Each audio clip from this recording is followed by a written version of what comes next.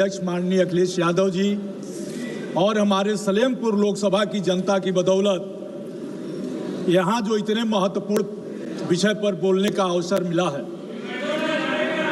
माननीय अध्यक्ष जी, सबसे पहले तो मैं उन बहनों से माफी मांगता हूं जिन बहनों के सुहाग उजड़े और पहलगाम में हम उसको बचा नहीं पाए। मैं अपने सेना के पराक्रम पर गौरव और घमंड करता हूं। अध्यक्ष महोदय, वहीं हम इस घटना में जो पर्यटक निर्दोष मारे गए उनको नमन करता हूं, जो हमारे सेना के जवान शहीद हुए उसको भी नमन करता हूं। अध्यक्ष जी, हमारे पूर्वांचल में एक कहावत है कि आकाश बांधो पाताल बांधो, कम से कम अपनी टाटी तो बांधो। यह सरकार आकाश बांध रही है, पाताल बांध रही है, लेकिन अपनी टाटी नहीं बांध रही है। यह साबित करता है कि अपनी टाटी अगर बंधी होती तो सैकड़ों किलोमीटर दूर से आतंकवादी हमारे घर में आता, पर्यटकों को मारता और भाग नहीं जाता। हमारे नेता पूर्व रक्षा मंत्री स्वर्गीय मुलायम सिंह यादव जी, सुभाष चंद्र बोस के बाद देश में किसी एक नेता को नेताजी कहा गया तो वह स्वर्गीय मुलायम सिंह यादव जी थे। सभापति महोदय, उन्होंने इस सदन में कहा था,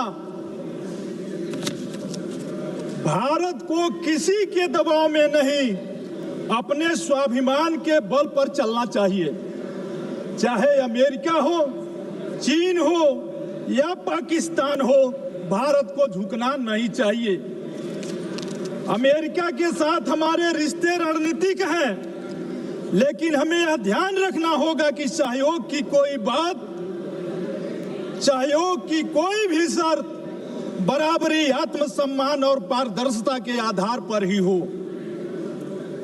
आज जो हुआ, मैं उसी कुछ सवालों पर आपसे कहना चाहता हूं। हमारे घरेलू नीति और विदेशी नीति कैसी होनी चाहिए? जवान की सीमा सुरक्षित हो, किसान का खेत सुरक्षित हो और गरीब का पेट सुरक्षित हो, ये हमारी नीतियां होनी चाहिए। लेकिन हुआ क्या? जो सवाल सामने उठकर आए, मैं कहना चाहता हूं, माननीय रक्षा मंत्री जी ने इसी सदन में कहा है कि हमने 100 आतंकवादियों को मारा।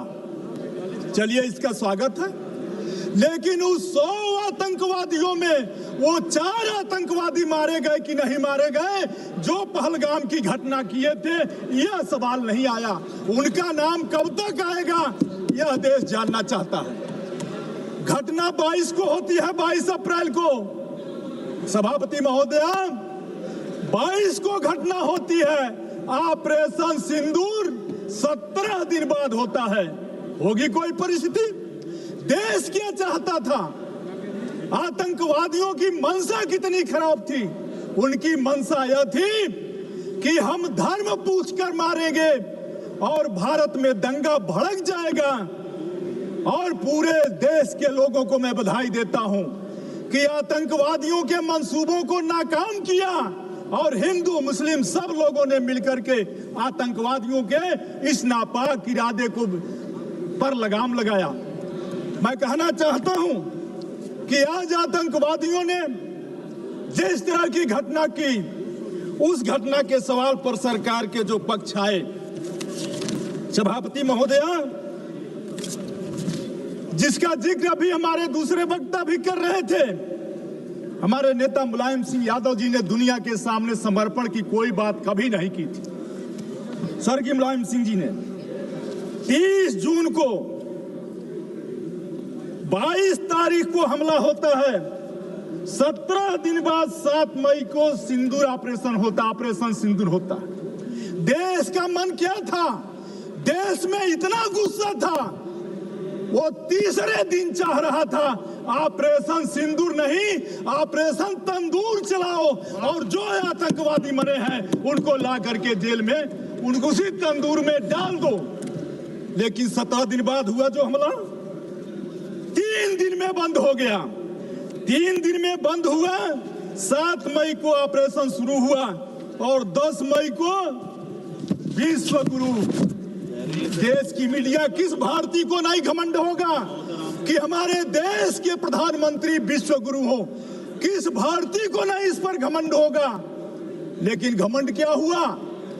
हम लोग जिसे विश्व गुरु समझ रहे थे, पता चला विश्व गुरु तो व्हाइट हाउस में बैठा है। विश्व गुरु व्हाइट हाउस में बैठा है।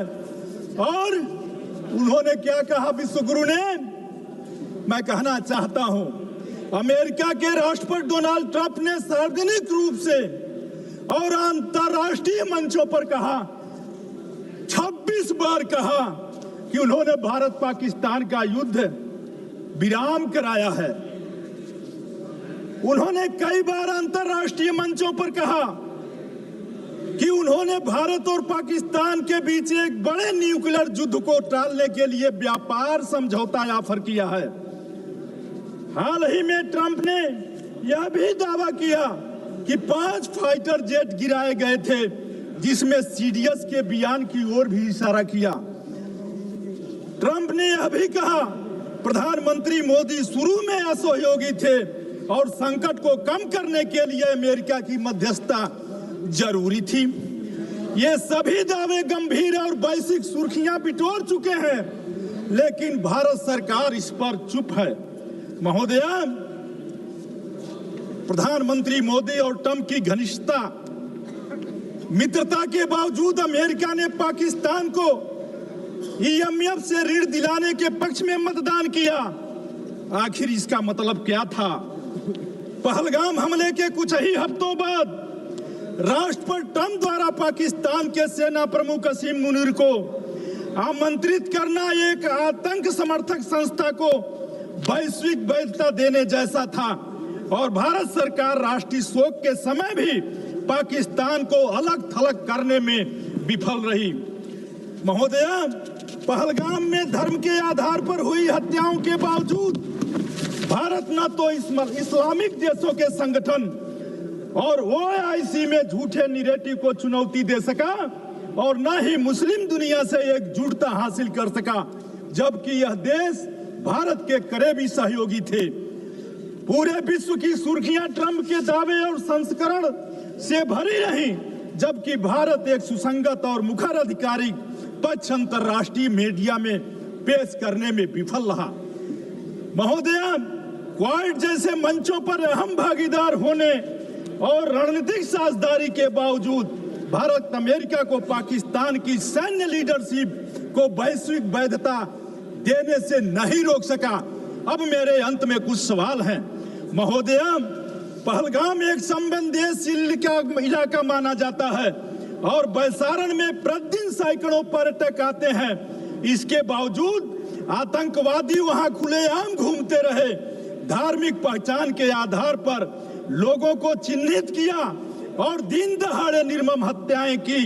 घटनास्थल पर किसी भी प्रकार की पुलिस व सुरक्षा बल की मौजूदगी नहीं थी और दुर्भाग्य की बात है, वहां के महामहिम ने 3 महीने बाद अपने बयान में कहा कि इसमें चूक हो गई।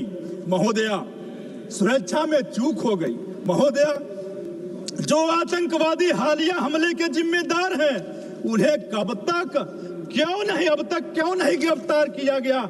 जब सरकार बहु एजेंसी ऑपरेशन, ड्रोन निगरानी और हवाई नियंत्रण का दावा कर रही है, तो फिर ये आतंकवादी जिलों में लगातार कैसे घूम रहे हैं? क्या सरकार जमीनी स्तर पर लोकेशन नेटवर्क और स्लीपर सेल्स को रोकने में नाकाम रही?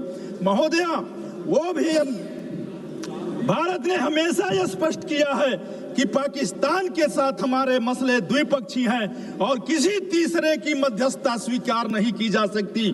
ट्रंप का दावा यह दर्शाता है कि मोदी सरकार ने अमेरिका के हस्तक्षेप की अनुमति दी, जो 1972 के शिमला समझौते के बाद से भारत के अस्थायी नीति के खिलाफ है। महोदया, अगर ट्रंप की बात सही है तो इसका मतलब है कि भारत ने अपने सैन्य और कूटनीतिक फैसलों की स्वतंत्रता खो दी।